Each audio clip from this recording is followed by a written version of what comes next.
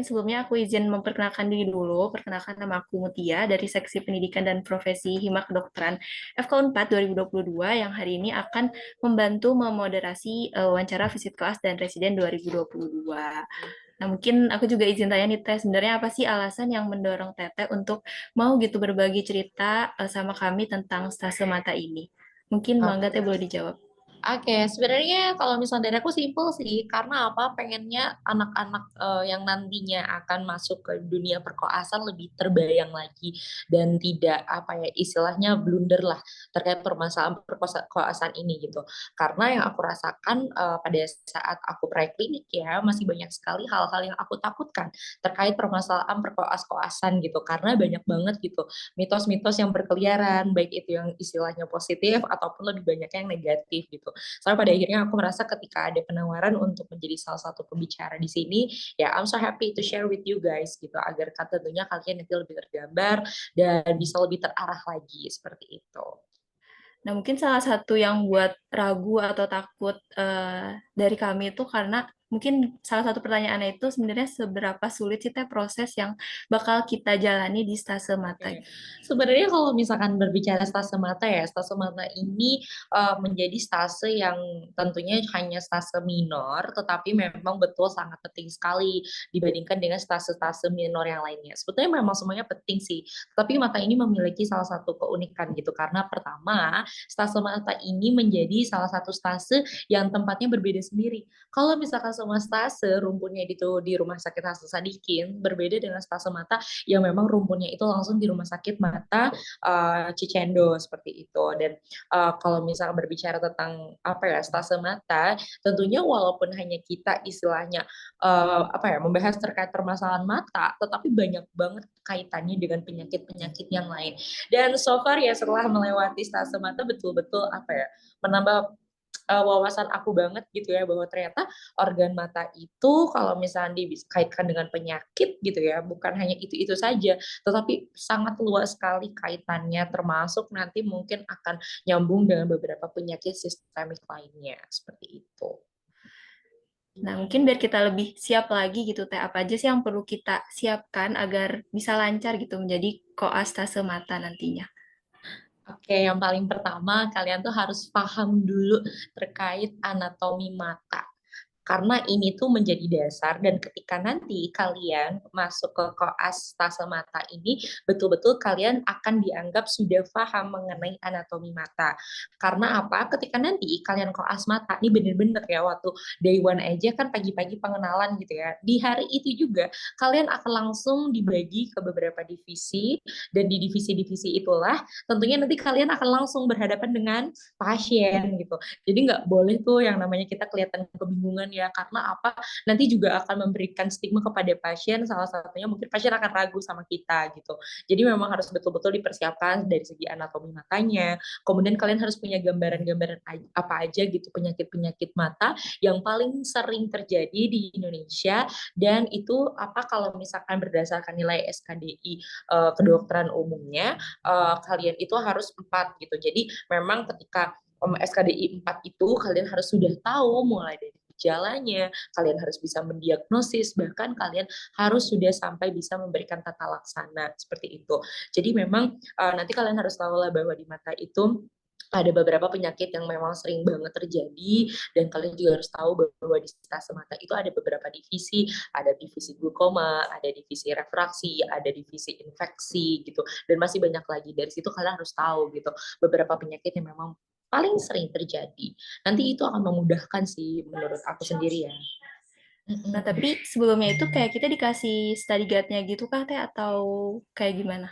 Oh iya ya, kita sebenarnya dikasih ya kayak ada study guide-nya tersebut. Tetapi paling banyak sih kita memang harus bisa membaca lagi dari sumber-sumber yang terbaru sih karena mata ini menjadi salah satu apa ya istilahnya bidang kedokteran yang sangat cepat gitu update dari ilmu kesehatan tersendiri gitu. Jadi mau tidak mau ketika misalnya kita dapat study guide, kita harus lihat itu tahun berapa dan kita harus bisa compare juga dengan jurnal-jurnal terbarunya gitu.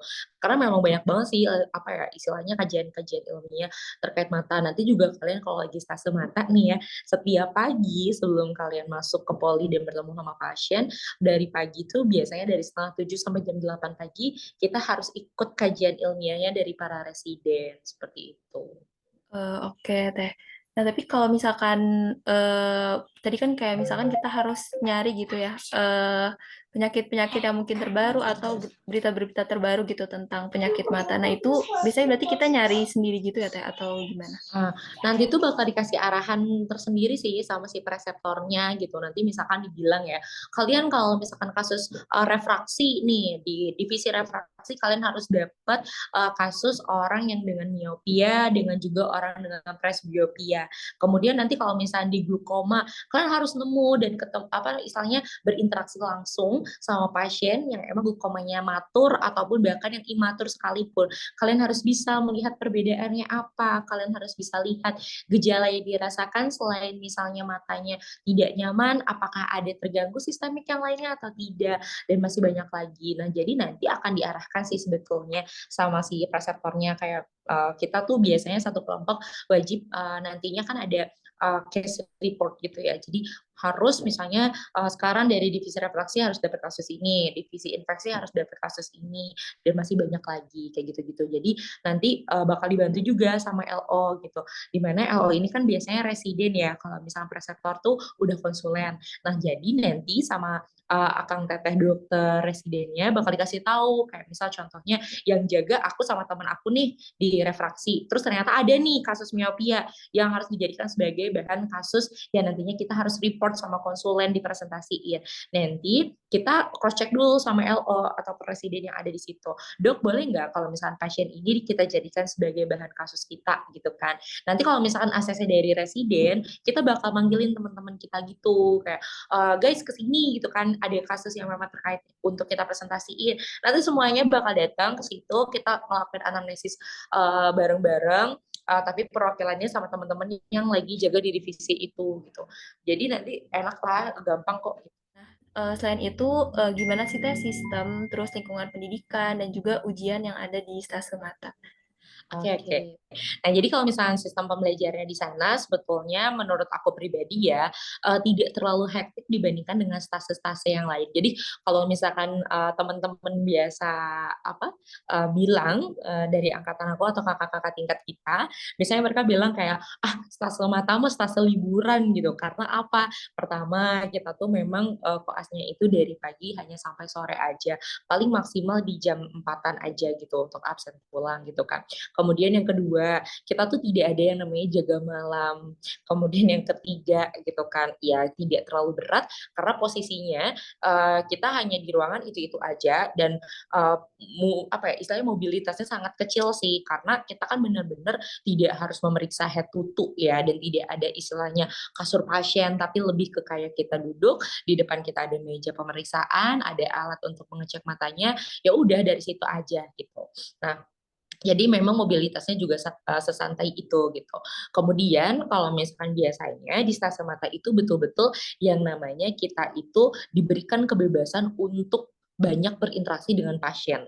Jadi walaupun misal contohnya nih ya, kita diwajibkan untuk mengambil satu kasus di hari itu gitu kan dari preseptor, tetapi dari awal sampai akhir ketika misalkan dari pagi banget sampai sore, kita tuh selain kalau misalkan ada bimbingan ya, kalau bimbingan kan paling sejam 2 jam aja gitu. Sisanya kita benar-benar ada di poli divisi tersebut, ketemu sama pasien, menganamnesis pasien, kita pun diberikan kebebasan dan residennya baik-baik banget gitu. Langsung mempersilahkan kita, ayo deh lihat nih ya kalau glukoma matur tuh kayak gini gambarannya gitu kan. Kalau yang imatur tuh kayak gini gambarannya. Terus kamu tanya deh, coba Bapak ini kan kedua matanya ada koma, yang satu matur, dan satu lagi imatur. Nah, nanti dari situ kita tuh banyak berinteraksi sama pasien sambil nanti kita tuh ditanya-tanya juga sama residen. Kayak contoh sesimpel coba menurut kamu kalau mata imatur sama matur nanti mana yang harus dioperasi duluan kayak gitu-gitu kan.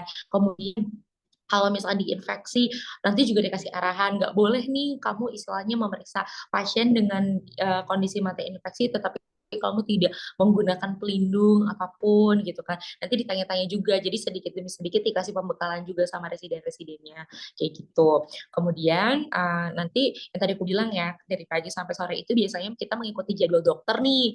Ada apa namanya bimbingan. Bimbingan itu biasanya sih kita membawa kan presentasi gitu kan terkait kasus yang udah kita ambil di hari kemarinnya gitu, nanti dari perwakilan siapa, nanti kayak di ladder gitu.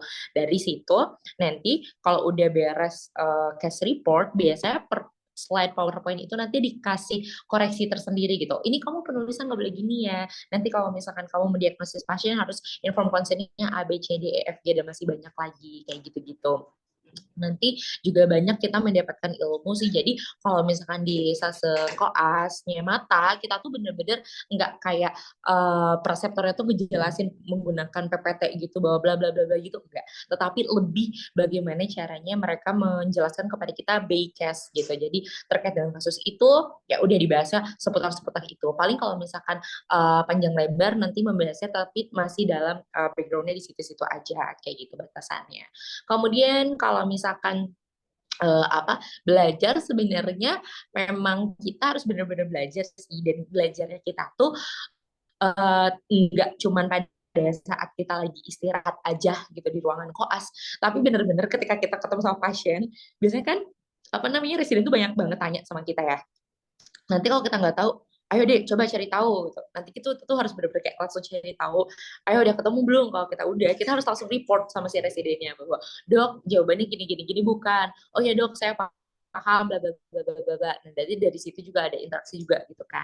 Nah, kemudian kalau misalnya aku ya karena emang kondisinya setengah PJJ setengah matrikulasi, jadi stase mata itu aku 2 minggu online dan kemarin 2 minggu matrikulasi. Jadi betul-betul jadinya ujiannya itu 2 kali teman-teman semua gitu. Apa pada saat PJJ aku juga ujian online kayak soka gitu lagi oral case gitu. Kemudian matrikulasinya juga sama. Jadi ujiannya kita di akhir minggu kedua, di hari terakhir di hari Jumat. Biasanya nanti kita tuh kayak apa ya, istilahnya kan sudah dapet ya ada beberapa penyakit itu yang tadi aku bilang SKDI-nya itu nilainya 4. Jadi memang nantinya dokter umum harus udah bisa dari awal sampai akhir tata laksana ngasih gitu sama pasien gitu kan. Nah, jadi nanti dari beberapa kasus itu kita nggak tahu kita bakal dapet kasus apa. Nanti kayak misalnya dikocok gitu, si kertasnya kita ambil, terus misalnya nomor 5, nanti dari situ kita bakal dikasih kertas kosong buat jadi coretan kita. Nanti dari situ ada dosen penguji, biasanya dosen pengujinya itu bukan LO ataupun bukan presator, jadi dokter yang lain.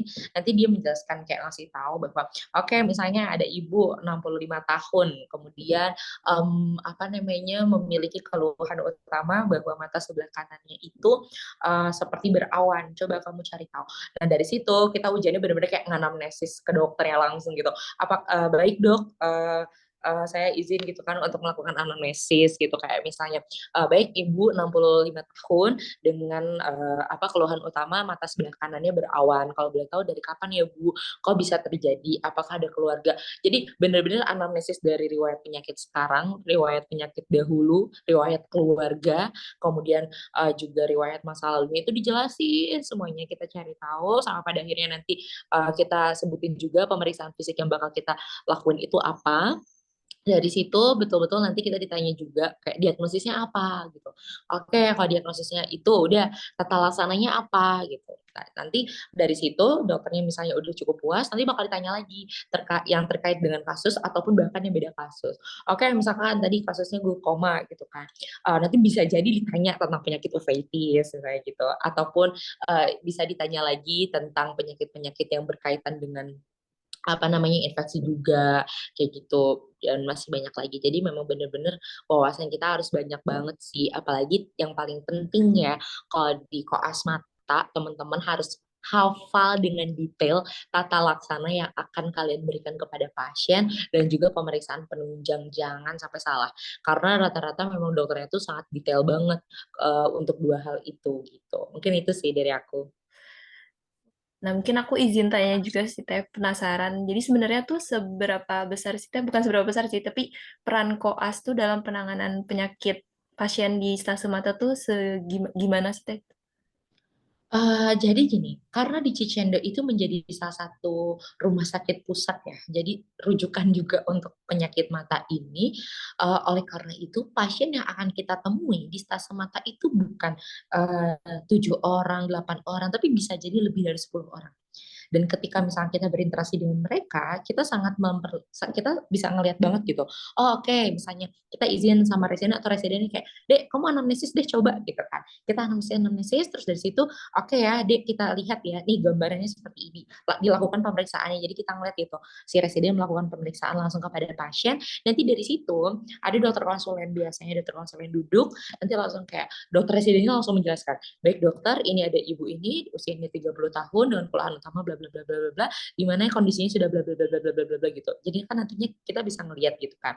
Nah, tetapi di sela-sela itu semua, karena saking crowded-nya di tempat rumah sakit itu, otomatis apa namanya, jarak kita bersama pasien itu memang dekat. Dan mau tidak mau kita pasti berinteraksi dengan pasien-pasien yang sedang ngantri. Nah, disitulah kita diuji sekali keilmuannya gitu, karena banyak banget pasien-pasien yang tanya-tanya sama kita gitu kan. Dan kalau misalkan memang kita nggak tahu, kita benar-benar tidak boleh menjawab dengan asal-asalan kayak, "Bentar ya Pak, coba kita kasih tahu aja bahwa kita dokter muda masih belajar di sini dan setiap mau anamnesis gitu pun kita harus bisa inform concern dulu kayak, Pak boleh nggak saya belajar dari Bapak? Terima kasih ya Pak, Bapak sudah mau menjadi bahan pembelajaran bagi saya dan teman-teman. Jadi jangan lupa untuk menghargai si pasien gitu kan. Nah dari situ jadinya kita harus bisa paham banget gitu terkait berbagai penyakit, terkait kayak misalkan tanda gejala. Bapaknya misalkan ngomong, "Kenapa ya saya tuh cenah kalau misalkan sakit, apa namanya, infeksi kayak gini tuh kok sakitnya bisa yang awalnya merahnya di sebelah ujung, deket apa, hidung aja kok bisa menyebar ya Dok?" Gitu. Nah itu tuh sesimpel itu aja kita harus bisa ngejelasin. Jadi kalau misalnya ditanya keterkaitan kita seberapa besar terhadap, apa, penyakit mata, apalagi di koas mata, tentu menjadi, apa ya, cukup besar juga gitu. Karena ya kita memang betul-betul nantinya sudah dianggap bahwa, ya kamu harus bisa kamu udah dikasih tahu, baca sendiri teorinya, saya rata-rata preseptor gitu ya, "Kamu mah kalau baca teori udahlah pada jago dan bisa," gitu. "Tapi saya pengen kalian belajar, langsung melihat si pasiennya gitu, secara case langsung. Nanti dari case itu lapor sama saya." Kayak gitu-gitu. Oke, Teh. Jadi kayak penting banget ya buat belajar sebelum-sebelumnya gitu, prepare tentang materinya, terus Iya. penyakitnya gitu. Iya, walaupun pada bilang stase mata ini sebagai stase liburan ya, karena santai, tapi tetap sih menurut aku pribadi materinya itu agak susah sih, karena apa? Kita harus bisa mendedekkan, ya membuat differential diagnosis sebanyak mungkin, apalagi kalau keluhan utamanya tuh basic, kayak contoh mata merah, kan banyak banget gitu kan diagnosis untuk mata merah gitu. Ada yang dengan visus turun, ada yang tidak dengan visus turun gitu kan. Ada istilahnya mata yang tidak merah, diagnosisnya banyak juga tuh dengan fesis turun atau tidak turun. Jadi memang harus jago di situ juga sih. Tapi don't worry karena setiap penyakit mata dia tuh punya istilahnya star sign gitu. Jadi kayak ada tanda ciri khasnya tersendiri kayak gitu. Oke, mungkin selanjutnya aku izin tanya juga nih Teh, gimana sih keseharian dokter koas gitu di stase mata? Mungkin bisa dibilang juga kalau sekarang tuh kayak a day in my life-nya koas di stase mata gitu, kayak gimana sih gitu?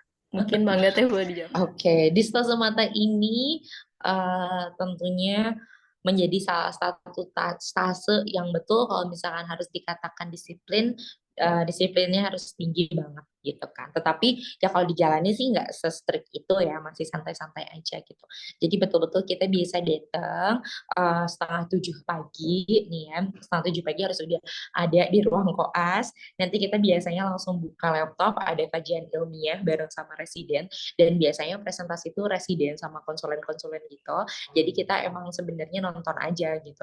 Tapi bener-bener ilmunya itu bisa jadi nanti ditanya gitu pada saat di poli kayak, "Tadi kamu kajian ilmiah ngedengerin tentang apa yang kamu nggak tahu?" Gitu-gitu. Biasanya dipancing gitu. Jadi benar-benar harus perhatiin. Biasanya itu sampai jam 8 ya, dari jam 8 Biasanya istirahat sekitar 15 menit dulu, kayak kita beres-beres peralatan dari habis kajian ilmiah, karena kita biasanya pakai laptop masing-masing gitu, masih online, dan residennya biasanya kan ngumpul di satu ruangan gitu ya. Dari situ lanjut sekitar jam 8 lebihan kita udah langsung ke poli. Di poli itu nanti kita langsung apa ya, istilahnya nerima-nerima pasien aja sih, nanti bakal dibantu sama perawatnya juga. Nanti juga biasanya LO kita itu bakal apa nitipin kita sama si residen yang lagi bertugas di situ, kayak misalnya temennya gitu, dok izin ya ini ada Cindy sama Rexi gitu. Nanti mereka yang bakal nemenin kamu di sini gitu seharian. Oh iya siap aman. Nah, dari situ nanti si dokter yang bertugas bakal bener-bener yang kayak ngarahin kita, oke dek tunggu aja dulu ya di sini, terus kayak dek sini coba kamu lihat ini gitu. Jadi benar-benar kayak kita apa mengikuti aja sih sebenarnya, ngeliatin si apa dokternya nganamnesis melakukan pemeriksaan sampai ke obat yang diberikan itu apa, biasanya juga kita nanti ngeliat. Dan biasanya kalau di Cicendo itu memang dari hasil anamnesis, pemeriksaan fisik dan juga tata laksana yang diberikan ataupun resepnya itu sudah tidak menggunakan kertas lagi, tapi semuanya sudah terakreditasi menggunakan komputer gitu. Jadi memang kita langsung ngeliat, oh ternyata misalnya ini pasiennya udah kontrol sekian kali gitu kan, udah pernah di operasi juga mata sebelah mananya gitu kan. Kita bisa ngelihat sih rekam mediknya juga langsung dari situ. Nanti dikasih tahu juga mana yang harus kita ketahui dan mana yang tidak perlu gitu. Udah deh, nggak usah kamu tahu itu terlalu jauh, misalnya itu nanti juga dikasih tahu. Kemudian itu biasa sampai jam 12, kemudian istirahat 1 jam dari jam 12 sampai jam 1. Nah, tergantung nanti akan dilanjutkan poli lagi, ketemu pasien lagi, atau bisa jadi bimbingan. Jadi sebenarnya di sela-sela dari jam 8 sampai jam 3 sore itu betul-betul kayak bahkan sampai jam 4 sore ya, kita tuh bener-bener yang kayak mengikuti jadwal dokter konsulennya aja, dokter presator mau apa bimbingannya kapan gitu.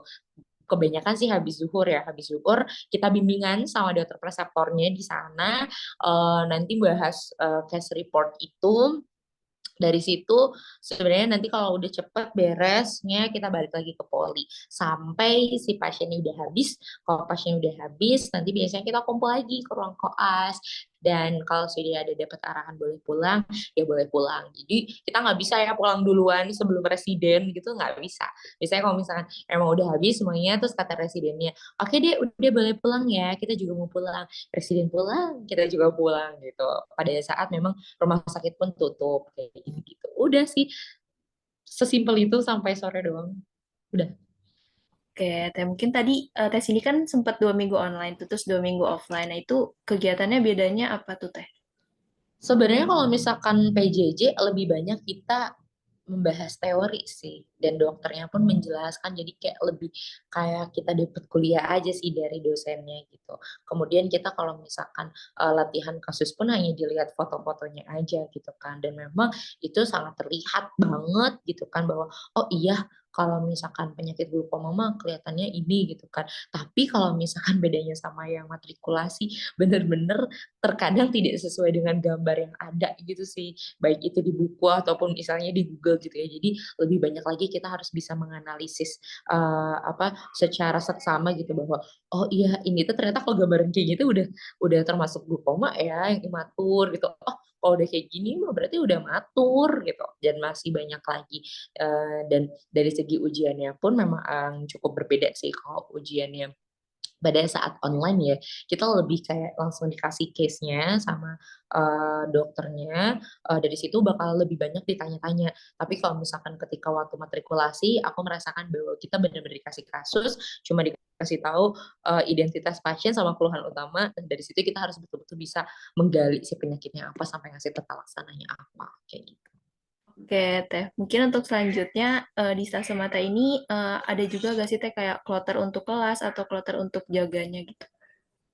Oke, kalau misalnya untuk di stase mata sih sebenarnya nggak ada ya. Lebih ke kalau bimbingan ya itu tadi aku bilang dari antara jam 8 sampai jam 3 itu ya atau enggak let's say sampai jam 4 lah ya maksimal, bener-bener yang kayak tidak pasti gimana dokternya. Kalau misalkan dokternya available di jam 10 ya jam 10, gitu. Biar ada yang kadang 2 jam, ada yang cuma sejam, ada yang terkadang kalau dokternya lagi santai bisa bahas 2 kasus gitu kan. Tapi kalau lagi biasa aja mungkin atau dokter lagi sibuk ya cuma bahasnya 1 kasus aja kayak gitu-gitu. Terus selain itu juga apa lagi ya? Ya paling kayak gitu sih. Sesimpel itu sih. Kalau untuk kasus-kasus yang mungkin ditemuin di poli atau yang Tata dapetin gitu selama stase mata, apa sih kasus yang paling sering ditemuin gitu? Dan juga apakah ada kasus yang unik yang pernah Tata temui gitu di stase mata?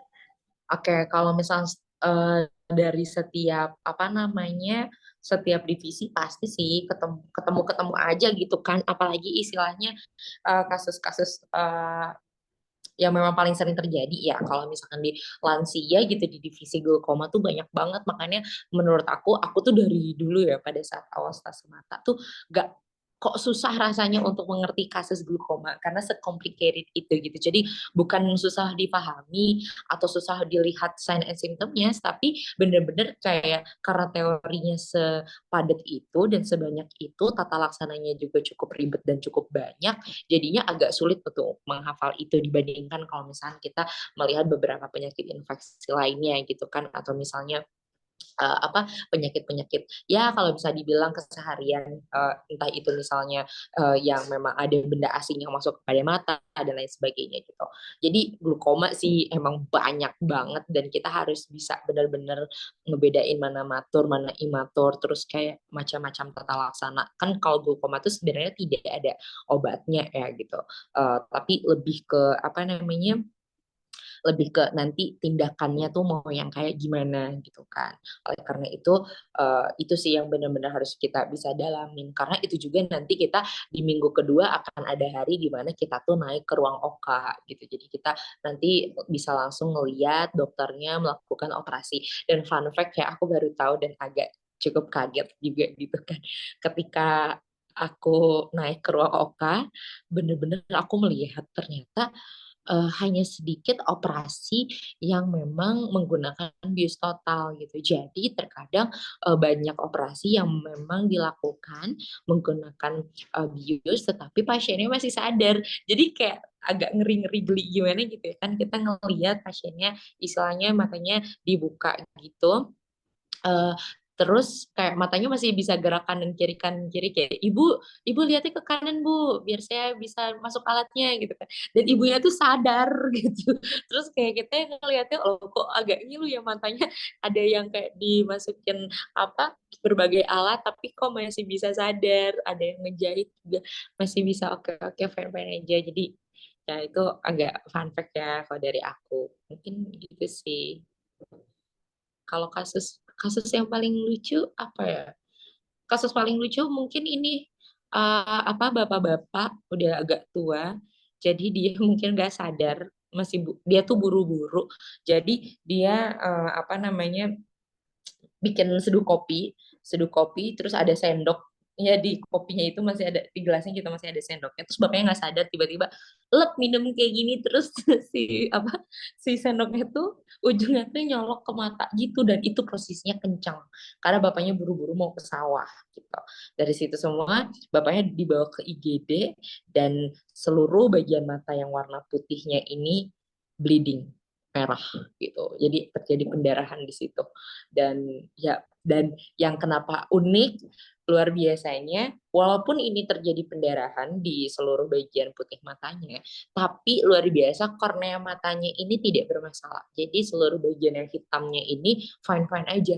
Bapaknya ditanya apa bapak ada minus nggak ada gitu kan. Ketika kita cek pakai Snellen chart benar gitu, normal semuanya. Bapak ini burem nggak gini-gini, semuanya normal. Jadi bapaknya juga bingung, kena mata saya yang tengah, tapi kenapa cuman pendarahan di bagian putih aja, dan semua penglihatannya normal. Kayak gitu-gitu. Dan bapaknya malah ketawa-ketawa sih di IGD. Saya juga nggak mau kesini kalau nggak dipaksa anak saya, kayak gitu. Jadi ya itu sih agak menarik ya menurut aku. Udah masuk sesuatu hal, ya besi ya kalian bayangin. Gitu. Kan istilahnya mata kita tuh lunak ya, dan dalamnya tuh kan cairan ya. Ya, tapi ya he's so strong gitu. Oke. Tadi mungkin bahas tentang yang operasi itu teh, kalau koas biasanya kalau dalam ruang operasi gitu berarti ngeliatin aja gitu katanya atau gimana? Iya, jadi cicak. Udah ngeliatin aja sih. Tapi nanti biasanya kita ditanya-tanya, kita kan misalnya ngeliat gitu, tapi kita benar-benar menggunakan pakaian yang memang seharusnya ya. Kita pakai semuanya steril, kemudian ya langsung kita kayak istilahnya melihat gitu kan secara langsung. Biasanya ada dokter yang mempersilahkan untuk ngelihat pasiennya di samping dokternya itu bertindak. Tapi kan kalau misalkan operasi mata tuh emang alat-alatnya sekecil itu dan operasinya pun nggak bisa menggunakan mata kosong langsung ke mata. Jadi ada memang kacamata pembesarnya gitu. Dan itu betul-betul nanti disambungkan juga ke layar monitor sebesar TV gitu. Jadi kita biasanya ataupun dokter yang membedahnya juga sambil ngeliat ke monitor. Jadi bukan ngeliat ke mata langsung gitu. Karena kan sekecil itu gitu kan dan memang banyak alatnya gitu. Jadi alatnya kayak apa ya? Kayak kalian tahu ini misalkan pasien kepalanya di sini gitu kan, dokternya bakal berdiri di sini gitu, nanti di sini ada alat gede gitu. Nah di situ tuh macam-macam, ada kaca pembesar sebelah mana, nanti ada kameranya juga, jadi ya dokternya lebih enak untuk ngeliat ke monitor sih karena lebih besar gitu. Dan kalau ada juga dokter yang memang hanya memperbolehkan kita untuk melihat operasi itu dari monitor aja kayak gitu-gitu. Nah terus dari situ apa namanya, langsung sih, kita juga suka ditanya-tanya ya sama dokter, dan ruang OKA itu tidak seburuk ataupun seseram yang dibayangkan kok, apalagi di stase mata ya. Dokter-dokternya tuh asik-asik gitu, jadi kayak sambil operasi itu sambil ngedengerin musik, kadang kayak, "Dek, kamu suka musik apa? Coba setel buat saya biar saya nggak ngantuk." Karena memang harus sedetail itu, karena saking detailnya, jadi kadang emang pasti bikin ngantuk. Makanya, suka setel musik, kayak gitu-gitu. Terus paling nanti ditanya-tanya, "Ayo ini berarti tindakannya apa? Lensanya diambil atau tidak?" Gitu kan. "Ini nanti recovery-nya berapa lama?" Gitu-gitu. "Coba kamu cari tahu lapisan terluar dari mata sampai terdalam tuh apa aja." Suka ditanya-tanya juga sih sama si dokter-dokter yang emang lagi, ngoperasi, kayak gitu-gitu. Nah, mungkin ada lagi gak teh suka duka yang teteh alami dan rasakan gitu selama menjadi koas stase mata kemarin? Oke. Sukanya karena pasiennya banyak dan jadinya lebih banyak tergambarkan aja sih terkait permasalahan, penyakit-penyakit yang berkaitan dengan stase mata ini. Dan dari situ juga aku jadi tahu banyak hal bahwa ternyata ada begitu banyak kaitannya dari, penyakit mata ini dengan adanya penyakit-penyakit sistemik lainnya, kayak gitu. Kemudian sukanya juga bahwa di Rumah Sakit Cicendo ini memang orang-orangnya pada baik-baik semua ya, dan rumah sakitnya tuh bersih banget gitu. Kemudian apa ya, kita juga benar-benar diajarin sih dan LO-LO-nya pada baik-baik banget. Sebelum kita ketemu pasien pun di hari pertama kita diberikan pembekalan dulu, jadi ada skill lab dulu gitu, minimal kita bisa gitu ngecek pasien refraksi gitu kan, jangan sampai salah. Terus kita juga diajarin bagaimana caranya mengedukasi pasien biar jadinya pasien itu mau dilakukan tindakan, karena banyak sekali penyakit mata yang memang terkadang tidak bisa disembuhkan dengan obat saja, tetapi memang begitu banyak penyakit mata yang istilahnya cepat sekali gitu pemburukannya, jadi mau tidak mau untuk mempercepat penyembuhan dilakukan operasi kecil seperti itu. Even itu kayak misalnya kayak bintitan ya, ya walaupun kecil tapi tetap itu termasuk nanti ke bagian divisi estetika bisa kayak gitu-gitu. Kemudian sukanya juga seneng karena apa ya, makanannya enak-enak kantin di kantinnya. Kemudian, apalagi ya, asik sih kalau mata tuh. Jadi memang karena mobilitasnya sedikit, pasiennya banyak, terus kita tuh ngelihat kehektikan dari satu ruangan, akan ada beberapa residen dan begitu banyak juga pasien-pasien yang dipanggil satu persatu. Nanti di waktu yang bersamaan akan ada satu konsulen dan kita ngelihat residen pada ngantri untuk mengkonsultasikan kasus-kasus dari pasiennya. "Izin dok konsultasi pasien ini dengan penyakit bla bla bla bla bla bla bla bla." Nanti itu jadi si pasiennya udah diperiksa sama residen, residen udah ngisi semuanya, nanti dikonsulin dulu sama konsulennya.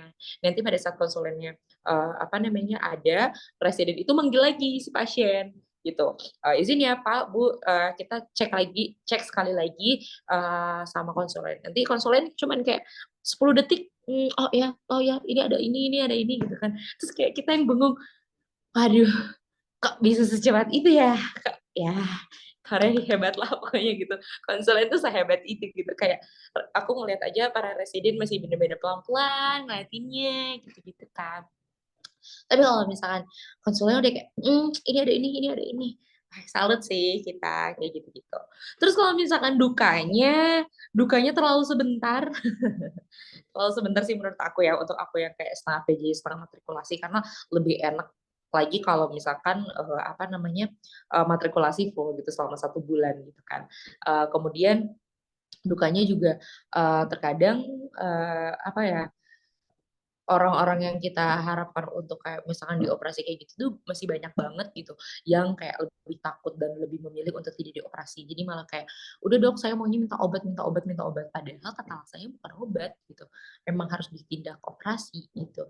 Kayak misalnya di glaukoma kan misalnya diambil ya si lapisan putihnya gitu kan, nggak bisa itu hilang, apa namanya, sama hal seperti itu. Apalagi banyak juga pasien-pasien dengan katarak gitu ya. Dengan katarak betul-betul kayak ya samalah, nggak bisa misalnya di bagian apa, matanya kalau misalkan walaupun mau matur ataupun imatur kayak ya udah harus diambil gitu, nggak bisa pakai obat, kayak gitu sih kalau dari aku, gitu. Oke, Teh. Mungkin ini ada pertanyaan terakhir nih, Teh. Mungkin dari Teh Cindy bisa ngasih pesan, mungkin termasuk juga tips and trick kepada kami gitu, orang-orang yang akan masuk ke stase mata tapi masih takut, masih ragu gitu. Kalian kalau mau takut juga pasti kalian akan melewati stase mata. Jadi kuncinya dari aku sih nggak usah takut ya dengan stase mata ini. Karena apa? Tentunya nanti juga kalian akan lebih paham lagi terkait permasalahan penyakit mata secara kompleks gitu. Dan ya terkadang ya itu tadi aku bilang, apa yang kita lihat, kita pelajari di teori tidak sesuai juga gitu pada aslinya. Orang ngomongin masalah katarak kayak gimana kasusnya, bisa jadi orang kayak walaupun matanya bersih tapi ternyata memang dia sudah katarak gitu walaupun istilahnya masih stage-nya yang sangat rendah gitu kan. Kemudian aku juga berpesan buat teman-teman yang emang bakal melewati stase mata, kalian harus betul-betul bisa mempelajari secara detail apalagi terkait permasalahan DD karena banyak banget apa namanya diagnosis yang harus ditegakkan dan itu tidak hanya bisa dijawab dengan 1 2 pertanyaan aja kayak contoh ya orang datang dengan demam sama orang datang dengan diare ataupun mencret gitu pasti itu diagnosanya udah berbeda gitu kan. Tapi kalau di mata ini ya tadi ada orang datang dengan mata merah. Bisa jadi infeksi atau bisa jadi mungkin penyakit yang lainnya. We never know about that gitu. Jadi kita betul-betul belajar di stase mata ini bagaimana caranya untuk menggali secara anamnesis, kemudian kita harus bisa melakukan pemeriksaan fisik dengan baik dan benar, dan nanti harus belajar juga tata laksana yang diberikan itu harus seperti apa. Kita juga harus bisa sih gimana cara mengedukasi pasien biar pasien itu benar-benar bisa konsisten untuk menggunakan obat mata. Dan kalian harus bisa mengedukasi juga nih bahwa banyak banget gitu orang di luar sana ketika misalnya terjadi sesuatu dengan matanya cuma netesin obat mata yang memang beredar di pasaran padahal itu tidak boleh gitu. Itu menjadi satu catatan yang harus di-highlight juga. Dan pokoknya have fun aja sih di stase mata ini, nggak terlalu berat juga dan tentunya kalian bisa nanti dengan mudahnya apa namanya memahami karena tentu kalian akan langsung berhadapan dengan pasien seperti itu. Ya intinya santai. Udah sih dari aku itu aja. Oke, mungkin karena tadi pertanyaan terakhir dan juga waktu yang terbatas, jadi maaf banget akan Tete dan juga teman-teman terpaksa untuk sesi wawancara ini kita akhiri di sini. Dan untuk penutup pada sesi ini, kami persilakan kepada Teh Cindy mungkin bisa memberikan closing statement gitu Teh. Mangga Teh. Oke, closing statement aku sebetulnya sama dengan tadi ya kesimpulannya yang sudah aku sampaikan. Intinya adalah apapun stase yang akan dilewati di masa perkoasan ini, yang paling terpenting adalah kalian nanti harus bisa cari tahu dulu gitu dan nanti juga akan ada begitu banyak turunan-turunan terkait nanti bagaimana sistem pembelajarannya. Jadi jangan pernah takut karena dunia koas itu mungkin kalau misalkan dibilang susah ya memang susah dibandingkan dengan masa-masa preklinik. Tetapi ya life must go on ya dan kalian udah sampai nanti di perkoas-koasan harus diselesaikan gitu jangan menyerah begitu saja. Akan banyak sekali tantangan yang akan kalian lewati. Salah satunya juga di stase mata. Ini bukan suatu hal yang mudah karena kalau di stase mata hafalannya banyak banget gitu kan. Dari ya tadi aku awal bilang dari gimana kalian caranya menganamnesis, nanti mendiagnosis, kemudian sampai pada akhirnya kalian memberikan tata laksana. Karena tata laksananya itu hampir mirip-mirip, yang bisa jadi membedakan mungkin hanya dosis-dosisnya saja kayak gitu. Dan tindakan pun harus kalian bisa istilahnya kuasai seperti itu. Kemudian dari aku juga buat teman-teman tetap semangat ketika nanti kalian akan menjalani stase koas ini, karena tentunya space antara satu stase ke stase lain, mau dari mayor ke mayor ataupun mayor ke minor, mau minor ke mayor, itu biasanya cuman kita ujian hari Jumat, Sabtu Minggu libur, hari Senin kita harus sudah mulai start in another stase gitu. Jadi harus bisa semangat dan harus bisa balance sih semua, dan jangan lupa jaga kesehatan. Mungkin itu dari aku aja. Terima kasih. Semoga bermanfaat ya semuanya.